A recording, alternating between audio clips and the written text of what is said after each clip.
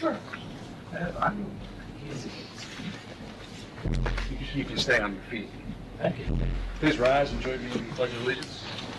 I pledge allegiance to the flag of the United States of America and to the republic for which it stands, one nation, under God, indivisible, with liberty and justice for all.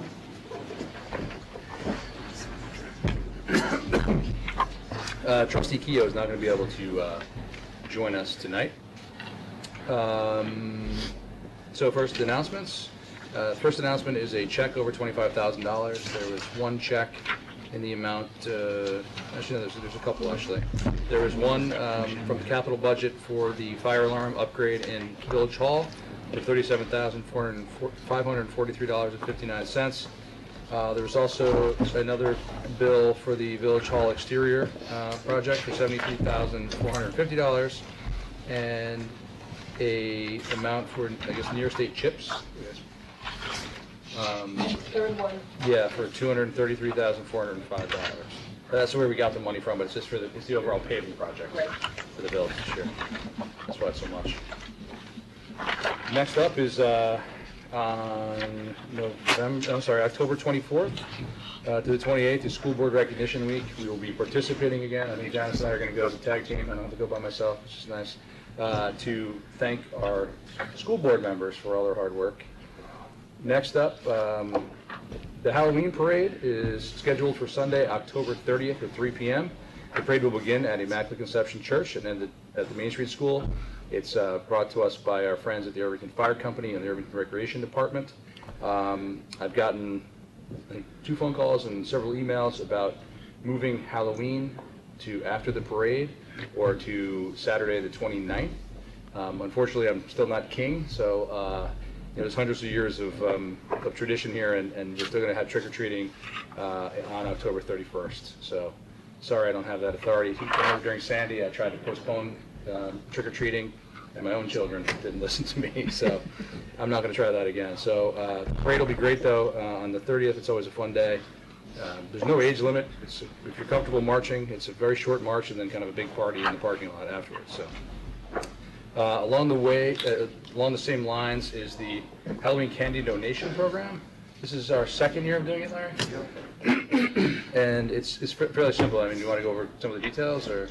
Yeah, we have, because of the many residents that live in the downtown area who are inundated with Halloween visitors, and there are others in the community who don't receive so many visitors, we've taken up a donation collection that the Recreation Department will then turn into bags of candy that will be made available to the downtown residents. So, right. So if you want to donate, you can drop off money at the rec department? Or actually at the clerk's office. At the clerk's office there's an online link, actually. Okay. And then what they do is they take all the money collected, they buy bags of candy, and then they have a few dates that downtown residents can come pick up. Yeah, it'll be later in the week, right before Halloween, where residents will be able to pick up candy. And then in keeping with the autumnal theme, the hayride is this Saturday, October 22nd, from 6 to 8:30 p.m. at Matheson Park. There's kind of the earlier ones, I believe, are just the hayride, and then the later ones are the haunted hayride for slightly older. But I would say it's not that scary. So I'd say anyone over 8 or 9, maybe 10, it's just enough scariness for 8 or 9-year-olds, and probably not enough for teenagers. So, but it's a fun day. There's a band. There's donuts. There's hot cider. I think hot chocolate as well, but who knows, maybe we'll need Gatorade and cold water with the way our weather's been. But it's always another fun day in Irvington. Another interesting, more unique, the hayrides every year, but there's a Strategies to Manage Property Tax Shock Forum on November 6th from 1 to 3 p.m. in the library. As we all know, Irvington was the municipality in Greenberg that was hit hardest by the reassessment, the first one in almost 60 years or over 60 years. So that's very important for our residents, which I'm glad we're holding it here. Along those lines, as many of you know, there was a opportunity to phase in your property tax increase from the assessment if you had over a 25% increase. In Irvington, we had 505 property owners that did see a 25% or more increase. Of that, 219 actually filed the application, which is over 43%, which is by far the largest percentage in Greenberg. And the building department was able to help over 200 of those residents with the paperwork and things that they needed. So we wanted to thank them. Again, this was something the building department was not anticipating, and they of course stepped up and really helped out. 200 residents that were able to file their application to have their taxes phased in. So a big thank you to the building department, and I assume the clerk's office and Larry as well. Yeah, they really took on the burden of it. We all assisted here and there, but the Yeah, building and I department think we certainly can, by having over 43% participate, our outreach and getting the word out, it was well publicized. So Just want to second that. I think Yes, the whole third. board, the whole board feels that, great stepping up to the plate on this one by the building department, and thank you. and again, it's not something that's really in their regular job description. It was just it was completely extra work, and it was a short time frame too. It wasn't like they could say come back. When it's good for us, they had to get it all done very quickly to adhere to the deadlines. So great job for that, and hopefully a lot of the people got their phase-ins. Can I say a couple more words about that? Absolutely. So the whole point of this forum on November 6th, this is the next step of this. The staff did an amazing job about trying to help people with their individual situations, but this is now you're here. So this is going to cover 3 basic topics: using your house as an asset for home equity loans, reverse mortgages, different kinds of tax abatement strategies, and finally how to generate income from your home, either through boarders, in-law apartments, or accessory apartments. Please come. We have outside speakers. We're going to be talking about our local laws, but it will give you a range of what is available to you now as a resident to try and buffer some of these increases that have reared their heads. Janice? I'm sorry, I probably missed this when Brian was talking, but who's organizing this? The Irvington Housing Committee. Okay, because it's great, yeah. Yeah, this absolutely came from them, and this is we talked about initially that this was the Housing Committee's mandate was to try to develop more affordable housing options within the village, but this is the other part of it, to enable people to stay in their homes in the village by providing opportunities to generate income from it. Right, thank you. Another announcement on October 26th from 7 to 8 p.m. in the Main Street School Auditorium. There's going to be a home garden invasive species presentation. Mark, you know about that? No, I was going to ask you, who organized this? I don't know. The school district. School district? Yeah. I assume they're not going to be promoting invasive species, making us aware and trying to avoid them. Just to throw in, already on the Irvington government website under the tree commission pages, there is a couple of links and a couple of documents about invasive species and recommended alternatives, which are useful for people if they want to look and get some background. Also, the other thing is that both the DEC, New York State Department of Environmental Conservation, and Cornell Extension, CCE, have extensive materials available about invasive species and about recommended replacements. So there's lots of material online. Hopefully this will be a great overview for people who want a quick fix about what they can do. And then there's, like I said, there's a lot of background material available. Excellent. My last announcement is about Rocktoberfest, which was last Saturday. It was an unbelievable day. We had several thousand people. Almost every food truck was out of food, which I think is a good sign. We're almost out of beer as well. That's a bad sign. I think that but I didn't see any. I think there's so many people, but there wasn't any noticeable effects from that either. Not that I saw anyway, Rick. But special thanks to the Recreation Department and the FACE Committee, and all the volunteers and staff that pulled that off. To see that many people in the park was amazing, and during the day, to see the swings filled and the playground areas filled, and so it was really, even though it's more of an adult event, it was definitely a family event during the day. Then the sun went down, and I think the music kind of got cranked up some more, and it was a really great day all around. We're still totaling up the numbers, but I think it's going to be a successful fundraiser for FACE as well, which then can use that money as seed money for the programming for other events, including the fireworks, as well as scholarships for underprivileged families that can't necessarily afford day camp or Teenscape or other rec programming, as well as the holiday and Thanksgiving basket programs for our unfortunately our underprivileged families. So it's a great way to have a great time as well as kind of make a difference as well. And thanks also to our sponsors too. But it was a great day.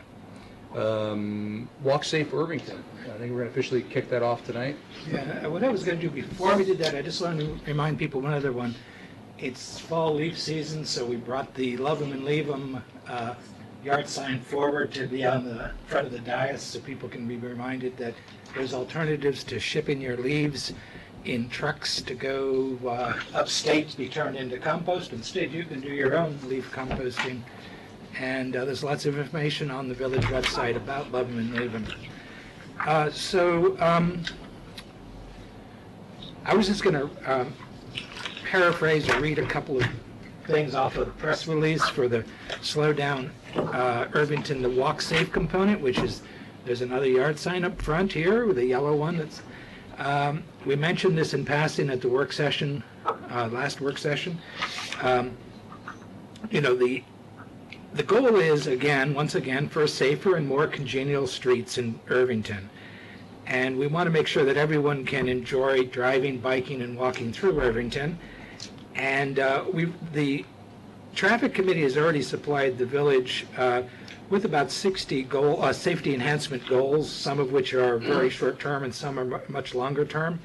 And the village and the traffic committee have been coordinating on that, and some of those items have already been taken care of in a very short 60 to 90 day time frame, and more things will happen over time. So the traffic committee, which I liaison to, has been working with the police department, the DPW, the board of trustees, the mayor and the village administrator to get all this stuff coordinated and moving. So some of the items are the new take turns at the tunnel sign, the 15 mile per hour school speed limit along Main Street was expanded. The aqueduct crossings got pedestrian crossing signs or got got crosswalks marked more clearly, and so forth. So this fall, the committee decided that they'd focus on pedestrian safety components. Since last fall, we started with the basic Slow Down Irvington. And in terms of the pedestrian safety component, I guess the most thing to say is that there's responsibilities on to educate both drivers and pedestrians of what to do, how to be alert and cautious and courteous to one another. So with that in mind, we've got a number of things that are kind of assets that we're handing out. We've got posters that geared toward the pedestrian, which talks about various things to keep in mind, all sorts of things, such as wear something reflective or use a flashlight so you can be seen at night.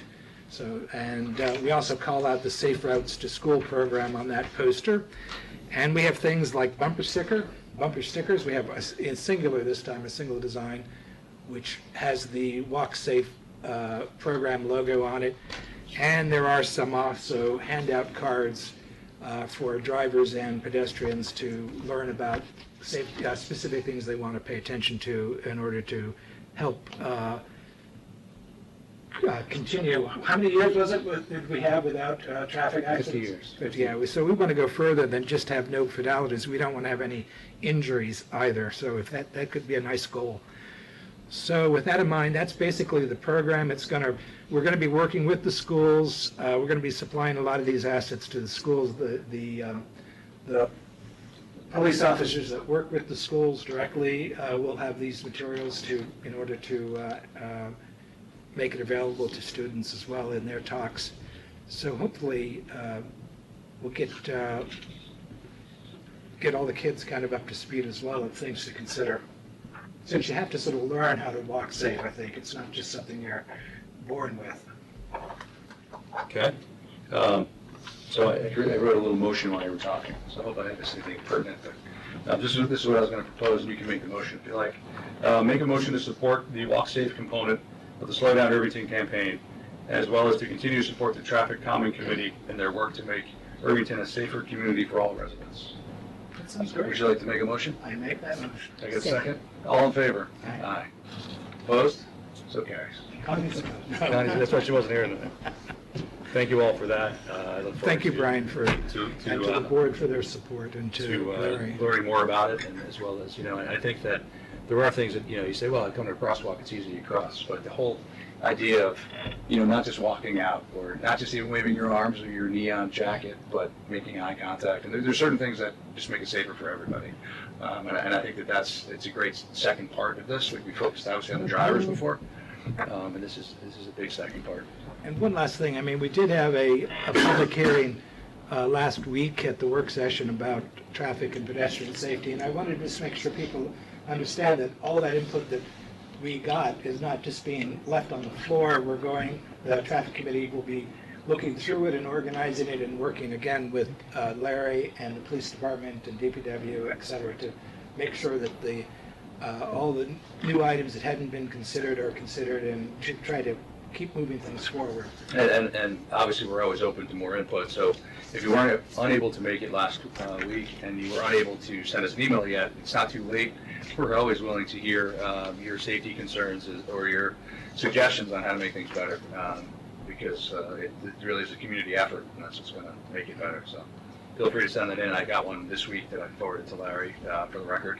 And I'm sure he'll share it with the committee, but happy to take those anytime. And the final thing is that there's a Facebook page, Slow Down Irvington is the Facebook page, and you can go there and get connected into a nexus of folks who are all sort of supporting and following the initiative. Excellent. So that ends the announcements, which I think is the lengthiest part of our program this evening. Next is correspondence, of which we had none, and then next is public comment. So does anyone have any public comment? All right. Consent agenda, I'm actually going to take 6E out because we had a slight adjustment to it. So other than 6E, does anyone have any other questions on any of that? Yeah, I had 6D I wanted to talk about, but I really feel like what I want to talk about is kind of more on the level of might be required a quick executive session on it, I guess.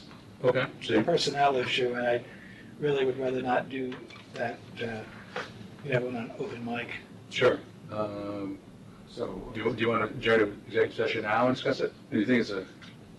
No, or at the end, it's only going to take 5 minutes to express the concerns, and then we can close it off. I don't think we need to clear the room for it now, or. so what about the resolution though on the agenda? Is it approve the resolution and then you need to talk about something additional, or is it don't approve the resolution now until we talk? Yes, I think that's it, because there's unless. We'll take D out as well. Okay. So consent agenda is A, B, C, and F.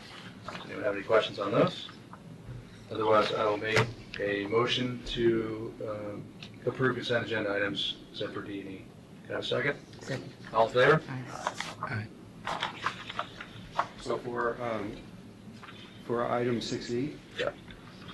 the only modification to the resolution is to make that approval of that contract, which is the contract itself is a contract to help with our compliance of the Affordable Care Act, so reporting and compliance.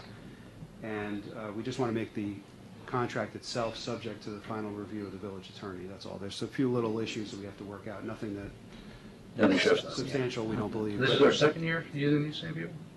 It's basically, yes. Yeah. A little bit more than two. Yeah, there were a couple of. It was a partially been prior to that. Yeah, so we're asking for your approval, but now subject to the village attorney's final review, that's all. So I will make that motion, if I can get a second. Second. Second. All in favor? Aye. Number 7, I'll make a motion to open a public hearing to consider local law amending Chapter 9, Board of Architecture review of the Village of Irvington with respect to attached one-family dwellings. Can I have a second? Second. All in favor? Aye. Public hearing is now open. So Marianne, maybe you could, Yeah, just explain briefly what it's about. The board last December amended the zoning code to permit in the multifamily district attached single-family houses. Made a couple of changes to setbacks and coverage. And so an application has been before the planning board on an attached single-family residence, the 3040 South Broadway. And when they came to the ARB for just a preliminary look at it, the ARB brought, to the attention of Larry Mead, that the way the code, the ARB rules read now, that any houses next to each other, houses adjacent to each other, shall not look alike. And the question was, does that make sense for attached single-family houses?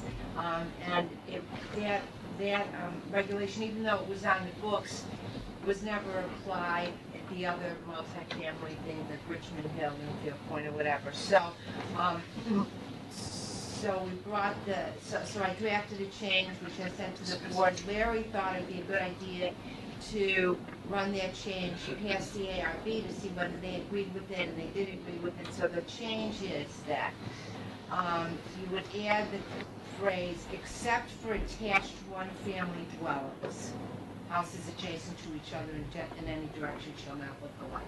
And that's what this amendment is. Connie Kehoe is not here tonight. She is actually opposed to this change.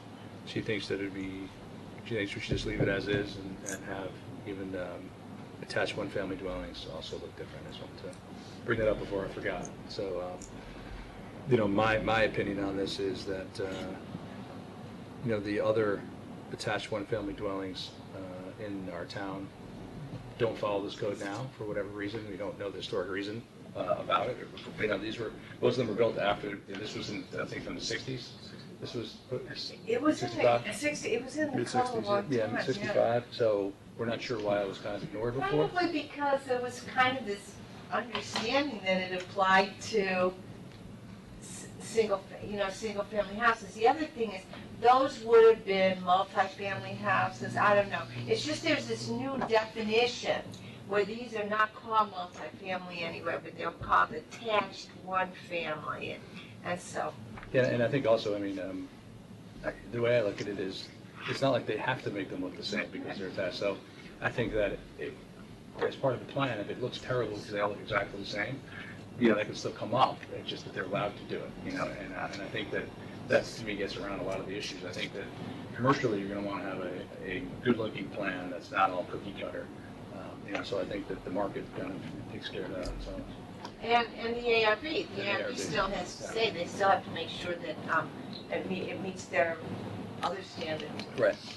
In addition, that we have the housing committee, affordable houses, the way it's written, they cannot look different. They have to look the same as the other new houses in the development. So if you say, well, they don't have to look alike, then that just leaves us down a potential conflict there. Well, isn't that what we're saying now? I'm sorry, Janice, I think there is a conflict then. Because we're saying, except for, so we're carving out a place. Oh, wait, the other way around. The other Never mind, yes. Yeah. Yeah. Sorry. No, that's okay. It's unlikely to have been read or interpreted that way, but, Yeah. in balance, I think it's more important to close that door than to worry that they all not look exactly alike, which they might not anyway. I think from some of the discussions, the impact of this would be different if you were looking at like a larger development of homes, but I think when you see something very self-contained, like an area of a condo development, a smaller condo development, then too much variation actually might become an issue visually as well, because it becomes almost like style du jour or something. And there's a little bit of a sense as well from, I could be misinterpreting some of the public input, but some of the concerns about the look as, for instance, of, what's it going to be called now? Dunham Hill, it's on Dunham Hill. Dunham Hill, yeah, is going to, how it looks from the other side of the wall along the aqueduct. You know, too much variation there could in fact create a kind of a visual noise situation where, in a case where they may have regularity in styles of roof lines and window, second floor windows and, you know, chimneys, there could be a little bit less of an eye strain in a sense. So regularity creates a kind of a rhythm and an expectation. So again, I could be misinterpreting, but I think that this is actually a sensible way to go. And they're still going to get the pushback from the marketplace. If everything looks too cookie cutter, you know, they're not going to sell. So they got to make them look good, no matter what. At least that's my 2 cents. Anything else on the board, or should I open up the public? Anyone from the public like to discuss this issue? If not, I'm going to make a motion to close the public hearing. Do I have a second? Second. All in favor? Aye. Did we get no email on this? I didn't see any correspondence at all. So I guess we're ready to vote. Resolved that the proposed local law is an unlisted action under SECRA, and that the Board of Trustees, having reviewed the environmental assessment form, has determined that the adoption of the proposed local law will have no negative environmental impacts, and therefore issues a negative declaration under SECRA, and further resolved to adopt a local law, Chapter 9, Board of Architecture review of the Village of Irvington with respect to attached one-family dwellings. I'll make a motion. Can I have a second? Second. All in favor? Aye. I just want to say that we did, in fact, at least I did, review the secret from the email attachments. I guess we all did, so, since we didn't publicly discuss it, but everything was no down the line, so. Right. There's no important. It's really just a look at it, and Yeah. you know, it's not like there's more coverage on it. Good night, Rick. Next is intent to declare lead agency status with respect to the Main Street pedestrian improvement project. Larry? Yeah, so this is not that important of an action right now, but it's an action that I'm asking you to take. It relates to a grant application that we're about to submit in the next couple of days for a federal grant to help fund the construction of sidewalks along Station Road, the portion of Station Road that doesn't currently have sidewalks to the west of the tunnel. The project will require an environmental review. It's an unlisted action, and so we are kicking off that environmental review process, which is something that will be noted in our grant application. But the environmental process is being kicked off here simply by the board declaring its intent to be lead agency once we do review this. The review will actually probably not take place right away. We need to see what the results of the grant application are. But there will be the required notifications triggered by this intent to be lead agency. And you should be lead agency. I think it's pretty obvious. I looked through the secret, the draft. It didn't seem to be anything significant except for a section that said that Barney Brook would be affected but for 100 feet. I didn't know if that meant linear feet or what, or 100 square feet of bank area. Was it linear? Yeah, I talked to Doug about it. I thought it was 100 square feet, actually. Really? But Okay, I- well, maybe they're talking about footings, potential footings. Yeah. In certain areas, yeah. But it said, yeah, Go ahead. no, There are some areas. whatever it is, it's not significant. Right, and there are some areas where this potential sidewalk is going to be either crossing or very close to the brook. Yeah. And so there will be footings for whatever structures are going to help the sidewalk do that, and that's the disturbance, essentially. Right, Or and potential disturbance. right, exactly. I was glad to see that we were being very specific about that, because that's, you know, the one area that people could possibly have concern about besides just the, And we'll be looking at it, especially as the plan, I mean, we don't have plans yet, so we have a concept, but we don't have plans, so as plans get developed, obviously, that'll feed into the environmental review. one thing that would be nice is to minimize the amount of crossing back and forth if possible, Yeah, we're trying, it's, for safety reasons. right, whatever side of the road it's on, it'll be on that side for the full length of what we build. Right. Cool. As you say, this is really, we're just starting the process. picking us. Yes. I think it's great. And so the east side of the tunnel will be coupled to the Dunham Hill Yes. project. Mhm. Just so people who are in the audience understand that. Yeah, there'll be a section of sidewalk. Connect essentially the entrance to the tunnel to Broadway, where there is no sidewalk right now. Right.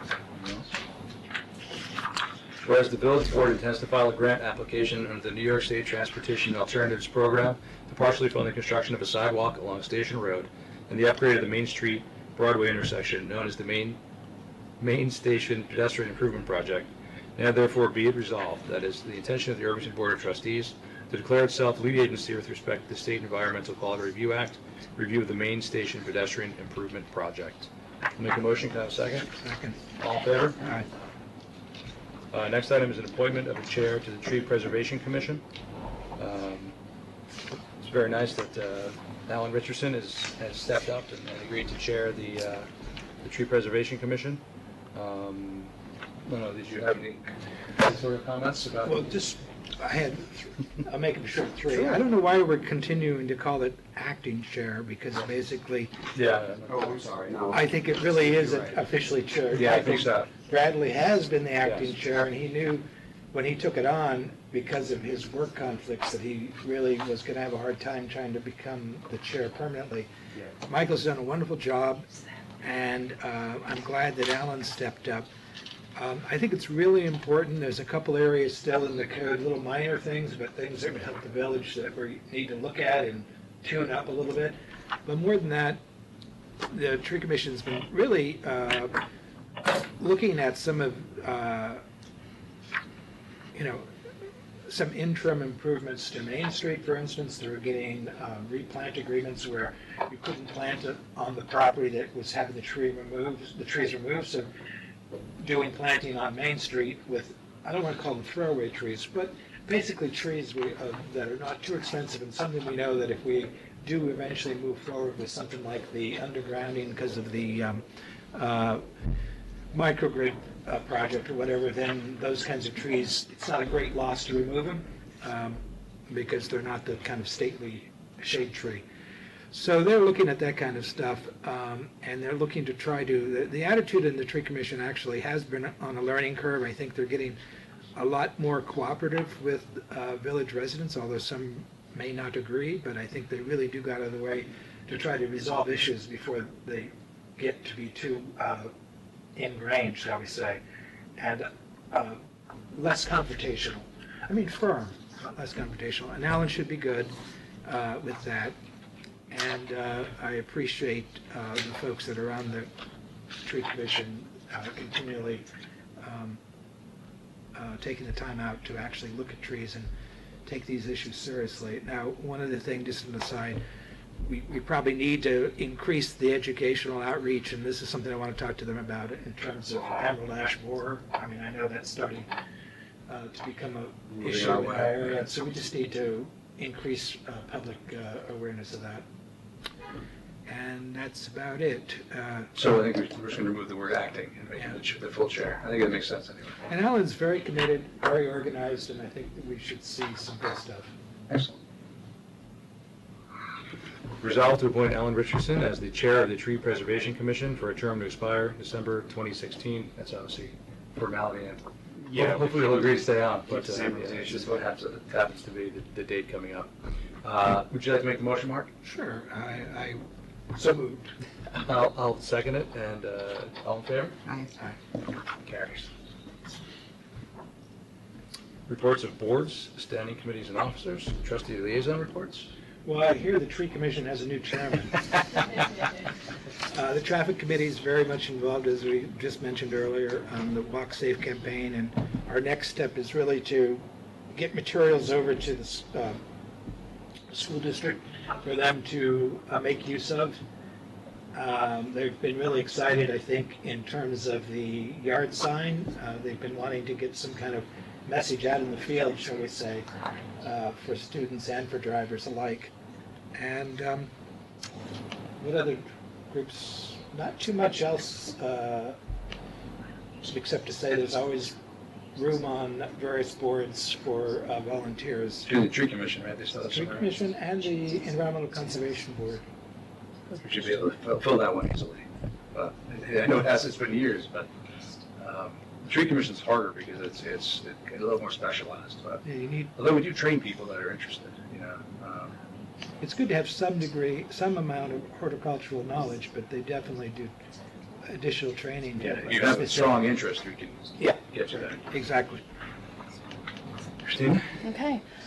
So just to echo the mayor's comments before about Rocktoberfest, on behalf of our Rec and Park Superintendent, thank you again to everyone involved with Rocktoberfest 2016. It was a total success. RPAC, the Rec and Parks Advisory Committee, is already back at work tonight. They're meeting at the Rec Center. A reminder, the Irvington Woods Committee Wine and Cheese event that had originally been scheduled for October 23rd will now be rescheduled for spring 2017.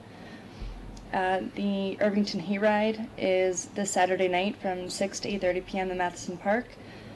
Great music and refreshments and a few surprises are in store, and the event is partially sponsored by the FACE Committee, so please join us. The mayor mentioned the Halloween parade on October 30th. The Dogs on Leash program for Matheson Park has been extended from October 24th through March 30th, 2017. All program participants can bring their dogs into the park whenever it's open unless otherwise noted. Current participants need to pick up their new tags, and new members need to come in with their license and register their dogs and receive tags. Violators can be fined up to $250. Jar Chino can be contacted with any questions.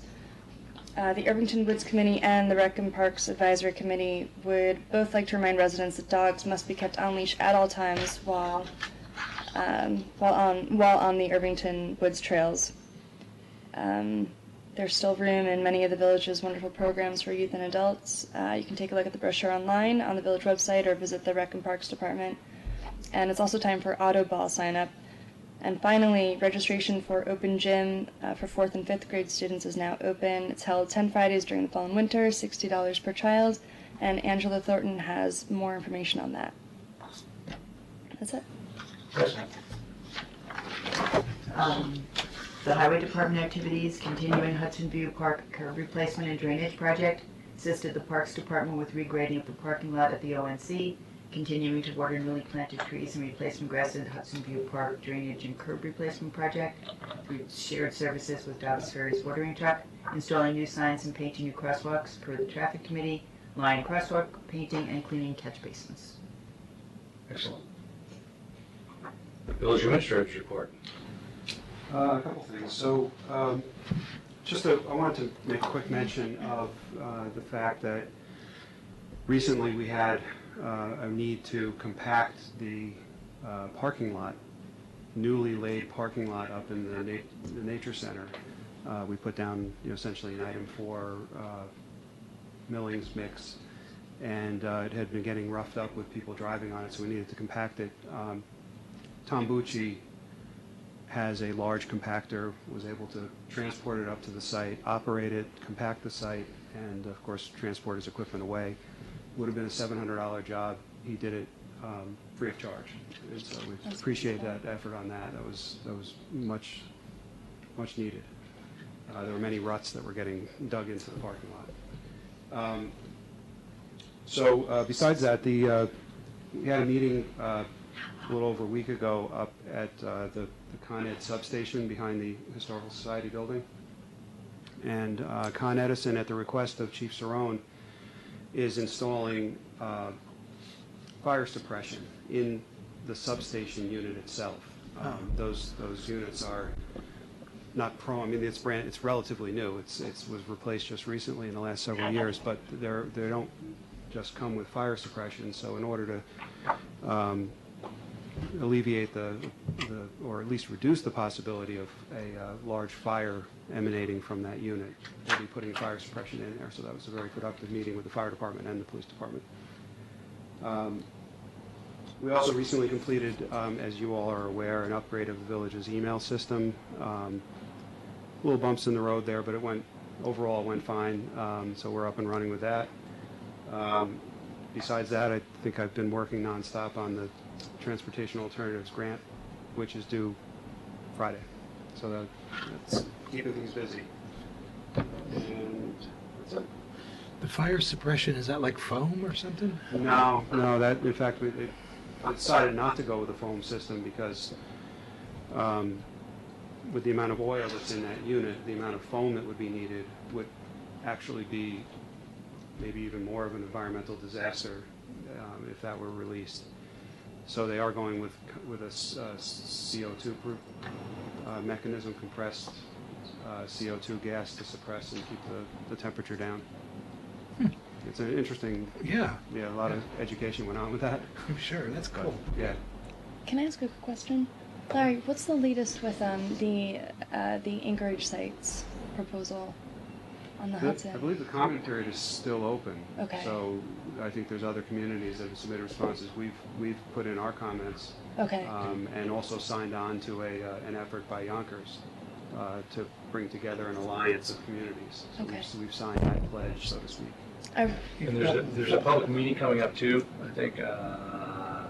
Yes, in early November, right? I think so, yeah. Yeah, I can get you the date, Christina, but there's a Okay. meeting, the first public meeting is coming up. Okay. It's Although I more heard, of an informative about what you got, what you need to know, what you can do. exactly right. It's not it's not a Coast Guard. Exactly, the Coast Guard's not. driven. yeah, Okay. Coast I'm Guard's asking not. because I read an article, I think either in the Enterprise or the Hudson Independent, that State Senator Terrence Murphy had signed on to or had initiated a petition to, I think, urge the Coast Guard to either increase the number of public hearings or extend the period.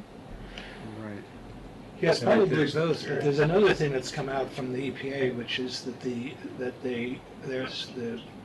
now it's kind of two sides of the federal government at each other, because the EPA's latest thing is that they're very concerned about the impacts on the spawning and feeding grounds of both sturgeon population, both types of sturgeons, which are endangered species, and they're concerned about the propellers of the various ships, barges and tugboats, interfering with these spawning and feeding grounds. So the EPA has come out and said that there absolutely has to be a study that proves that there is no impact, adverse effect.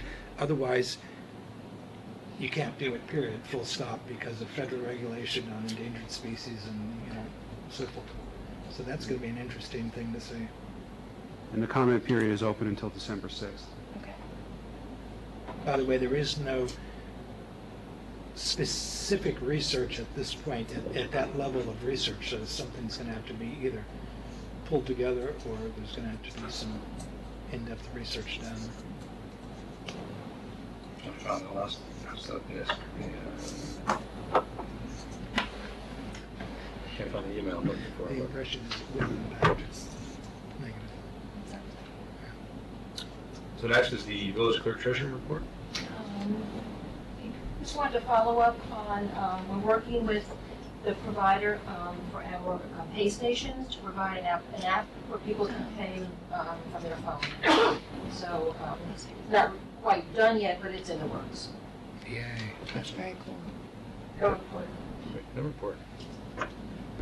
Public comment. Review of action items. There were none discussed. I made a couple of notes to myself. That wasn't anything that came up here. Maybe the Walk Safe PR, that's something that's... on my list. Yeah, okay, yeah. That'd be great. So I will make a motion to adjourn to an executive session to discuss a personnel matter for a part-time employee in the rec department. Can I have a second? Second. All in favor? Aye.